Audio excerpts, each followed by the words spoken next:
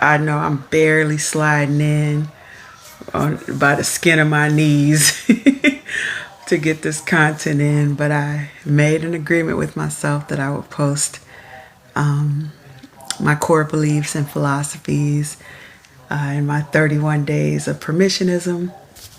And so I got to keep my word to myself.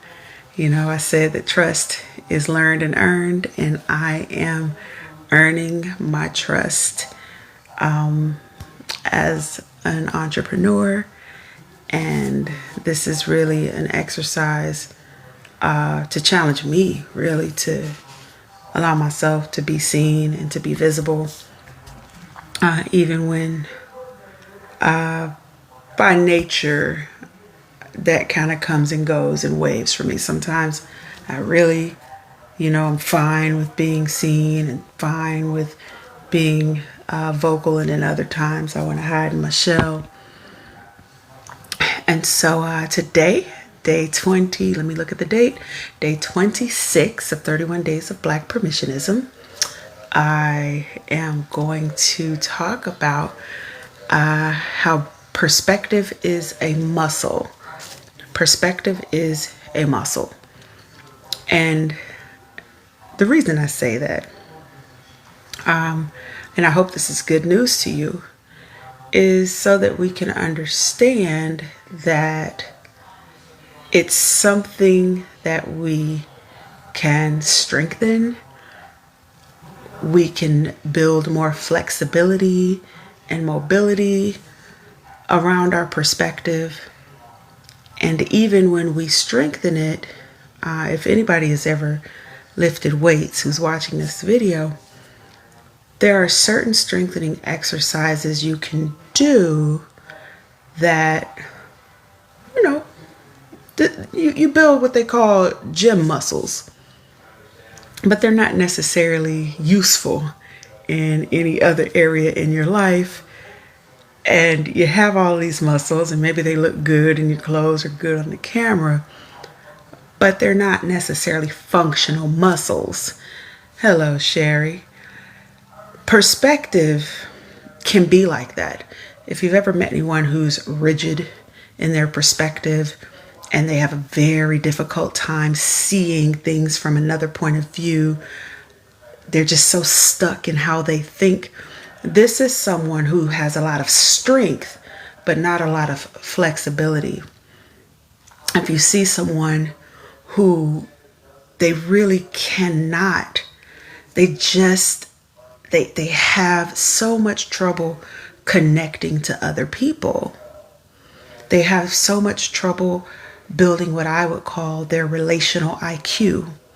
Just the basic principles that I would say would help us to connect with other people.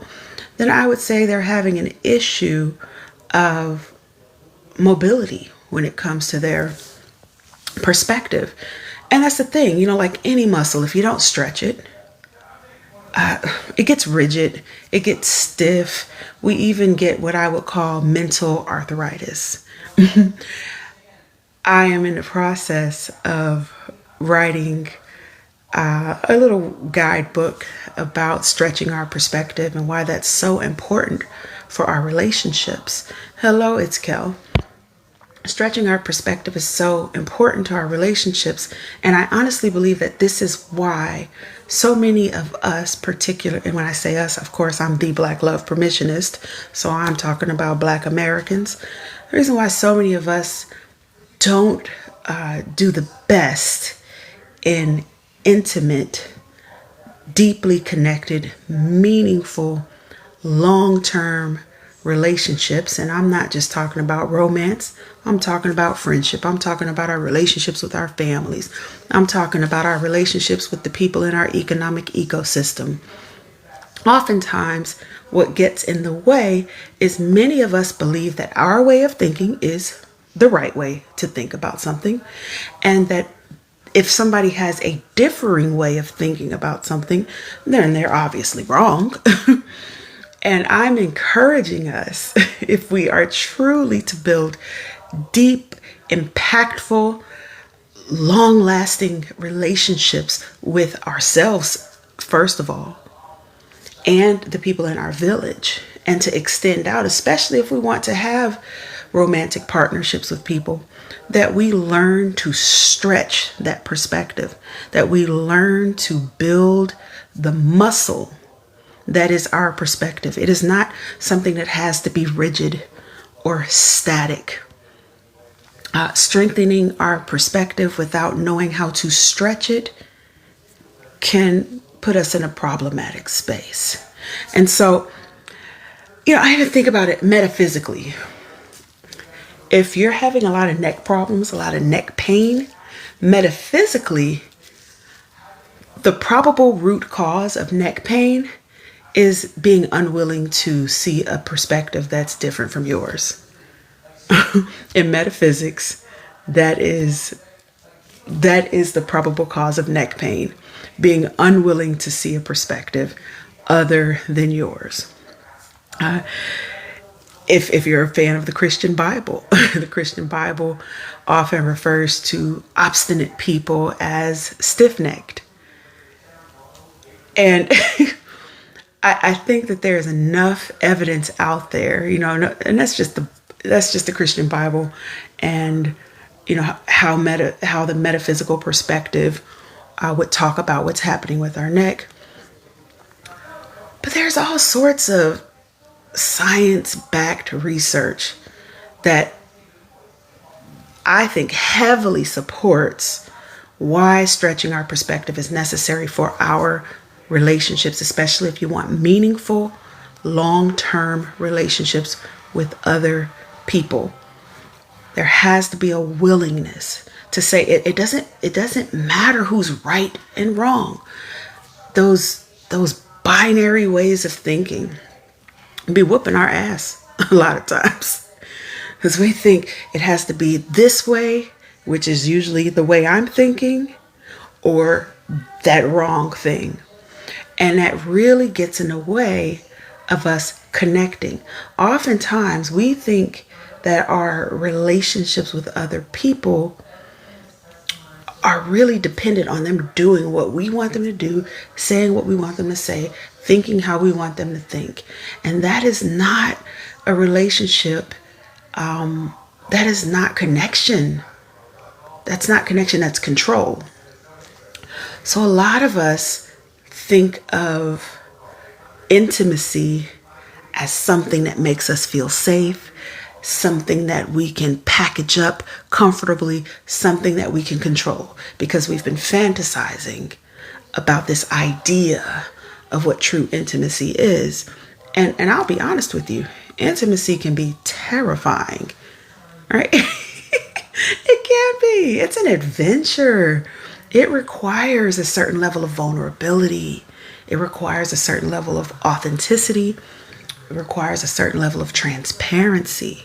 And that means that you're really going to have to stretch. If you've ever really stretched, my knee and my hamstring, my quads have been really tight lately. I'm doing a lot of stretching there. My lower back. I've started living a more sedentary lifestyle within the last 5 years. And I know many people can relate with the pandemic. Some of us never got back into being as active as we were before. And so I'm experiencing tightness in certain places where I didn't have it.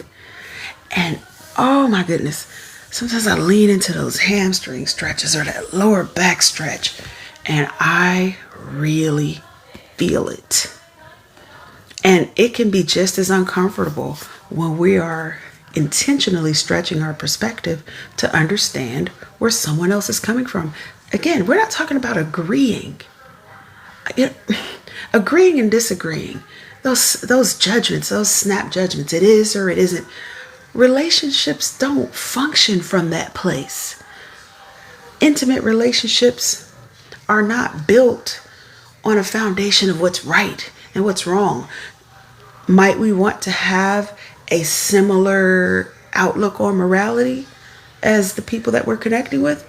Well, yeah, we might want to have morals, a moral code that is similar to the people we're connecting with.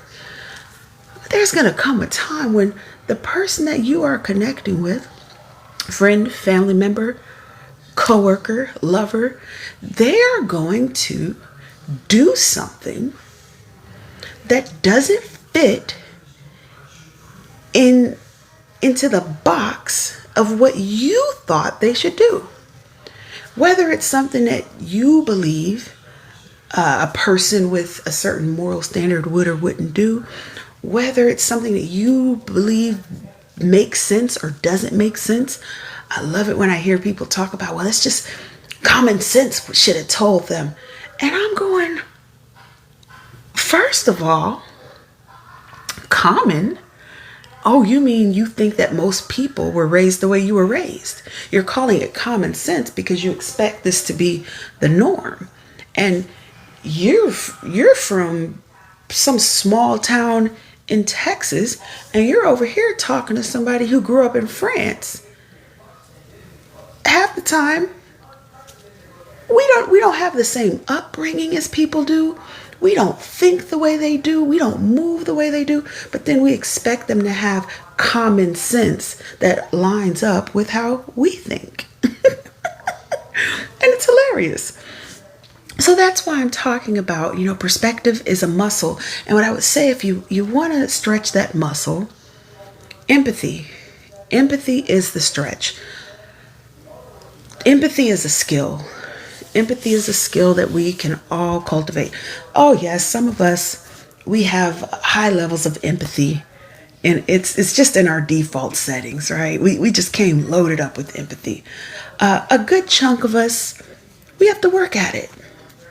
Maybe some of us got a bigger portion, some of us got a smaller portion. And it's something that we all can get better at. We can add to our relational IQ, our relational skill sets with empathy. And empathy, empathy, I would say, is more about in neuroscience, we would call it our mirror neurons. You see something awful happen to somebody and you feel it. I was watching with my family tonight. What's the show called? America's Got Talent. I'm visiting family. We're all grieving. So we're sitting here watching America's Got Talent. My aunt and my uncle, they love watching it. They're baby boomers. So now I'm sitting here with them. And there was a couple on there. They were on roller skates, but they were doing this aerial act. And they're whipping each other around and all up in the sky, and it's terrifying to watch. And there was one point where he dropped her, but then caught her by her ankle right when it looked like it was over. Oh, I was terrified. I was shook. My mirror neurons were activated, and I really thought that I was about to see a complete catastrophe. Human beings, for the most part, unless something is going on very different inside of your brain, most of us have empathy in our default settings, and our mirror neurons really show it when you see a person going through something and it activates a feeling in you. You see someone uncomfortable, now you're uncomfortable. You see someone sad and you feel the sadness.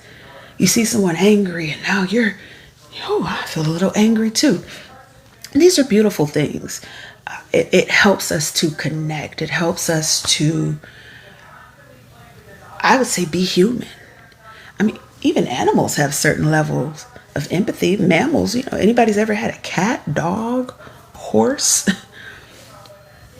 The ability to feel what someone else is feeling is something that we can all benefit from. And it's something that we can improve upon. And not just mentally, physically. You can feel in your body what's going on with other people. And you can train your brain to get better at it. I also think compassion, we talk about compassion and empathy. They're not the same. I would say compassion is empathy in action. That's how I've heard it described. Now it's taking it from just what I'm thinking, how I'm feeling on the inside, to what am I going to do? And this is so important when we're talking about stretching our perspectives when it comes to our relationships with other people. Because now, if I can take these feelings that I have inside, this deep desire to see you well, to see you happy, to see you supported, to see you thrive. And now I take the extra step of doing something, putting some actual muscle memory, some skin in the game to make sure that I am contributing to that good that I want to see in your life. Now we're talking compassion. And compassion can be as simple as just saying, how do I show up? I talked about the power of presence yesterday, in such a way where you know what's happening inside of me when it comes to what you're experiencing. And there are so many ways you can do that. And, if you want to share that kind of thing in the chat, what are some ways that you've shown compassion, first of all, to yourself? What are some ways you've shown compassion in your relationships with others? And I'm getting somewhere with this. The reason I'm talking about this is because I think this is one of the reasons we run into so many issues in our relationships, because a good chunk of us are so hooked on those dopamine hits that come from instant gratification. We're so used to being able to operate some sort of program, or we're used to how algorithms work. We forget that human beings don't necessarily function like that. And we desire connection, but we are really addicted to control. A lot of us are super controlling, and we don't see it as control. Because again, it goes back to what I said about having a rigid perspective. My way is right. Anything other than my way is wrong. And this is how we relate. We build whole marriages off control. People will always find a reason to support why they're so controlling. Religion, patriarchy, the way it's always been this way. Most people won't actually challenge their beliefs on relationships. But all of this matters when we're talking about a relational IQ, because relationships fall apart when we're unwilling to stretch, because we're really stretching to connect. And oftentimes, if we can't stretch because no, how dare you think something, feel something, be something different than what I want? I liked you when you fit into this box. I don't like it when you are fully who you are. We don't connect. Oftentimes what we want to do is barely reach, but we want the other person to do a whole lot of reaching, right? And that is control. So if we want to move past shallow trauma bonds, if we want to move past the surface level, if we want to move into something more meaningful, that means we all have to get over ourselves. Understand it's going to be awkward. It is.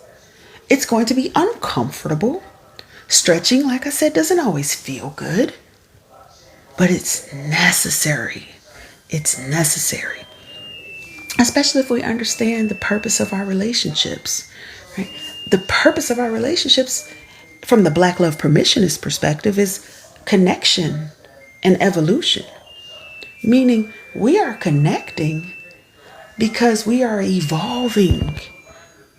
The connections are necessary for our evolution. When we choose not to connect, we're also choosing not to evolve. I talked about it a couple of weeks, maybe last week, about how our healing is, we really see the evidence of our healing in our relationships. Oh, you did all this inner work and good for you. But then you can't talk to nobody, can't go outside, hiding up in your house, worried about how people are going to infect you with whatever they're going through with their dirty energy, well, what'd you do all that healing for if you weren't going to be able to maneuver, navigate your relational world? So, I want to leave us all with a question. What are two or three things? What are two or three things that I still carry regret, shame, or guilt around? And you don't have to share about it in the chat, but journal these answers. And then I want you to record what a compassionate, empathetic person, you can record it right in your phone, would say to you about those things. And you can get as personal as you want because nobody else is going to hear it. And then I would say every night for 7 days, listen to that recording. Listen to you being empathetic to you. And then I would say, if there's someone in your life who has done something that maybe they're carrying regret, shame, or guilt around, or maybe you've been guilt tripping them or shaming them, right? Then you get an opportunity to practice compassion towards yourself and toward them. Who is someone in your life where you can stretch your perspective, offer them some empathy and compassion? Who is someone in your life you can do this with?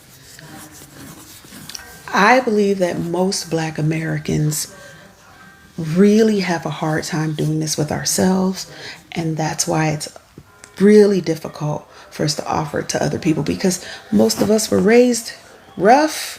We had a hard upbringing, especially if you're around my age, especially if you're a baby boomer, if you're Gen X, you're one of those early millennials. Oh my gosh, the upbringing was rough. We didn't have a gentle parenting option. We didn't. So oftentimes we're carrying the voice of our bullies and our abusers. And sometimes those people were our parents, our guardians, teachers, people we looked up to.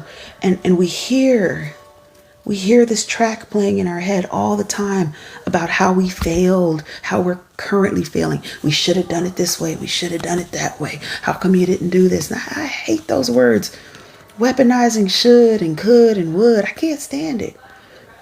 I don't talk to my clients like that ever. That's something I correct people. Don't say that. Not about yourself. I'm not going to let you talk about yourself in that way. But these feelings do come up. And the exercise that I'm giving you to write down the things that you're feeling regret, guilt, and shame around, and then record what a compassionate, empathetic person would say so you can hear in your own voice. This is the beauty of perspective being a muscle. Our brains are neuroplastic. And due to the neuroplasticity of our brains, you can actually rewrite what's going on in your brain. And you spend 7 nights while you're laying in bed listening to yourself speak to very personal things about you with compassion. And that can change the trajectory of your relationships. Of course, always starting with our relationship with ourselves and extending it out to our village and the people who matter the most to us. I'm Gose, the Black Love Permissionist, and I am signing off.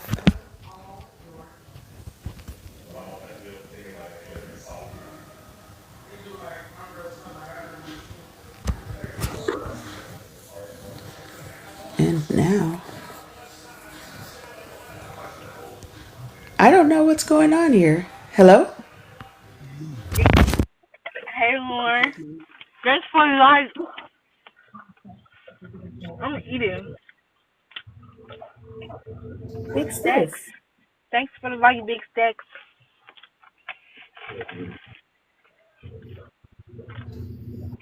We on TikTok live.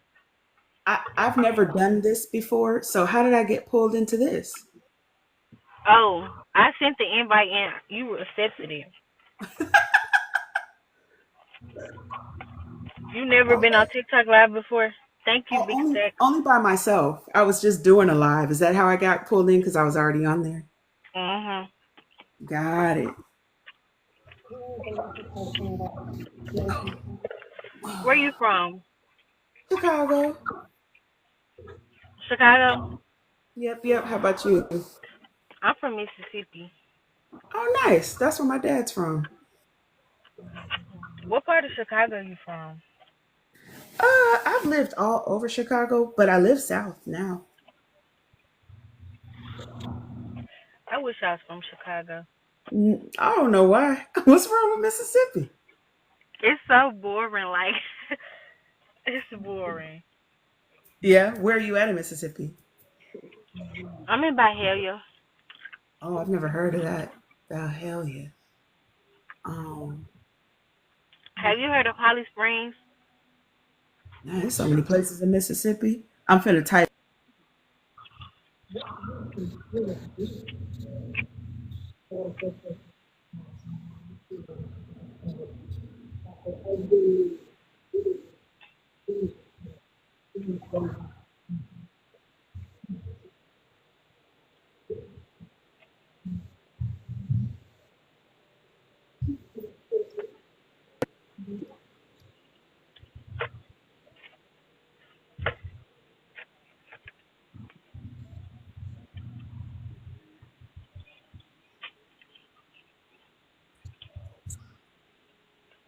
What is this live about? Oh, it's nothing. We just on here. Got it. Okay. Well, thank you for inviting me. You I'm gonna welcome. go, but I appreciate you. Good to meet you. You welcome. Nice to meet you too.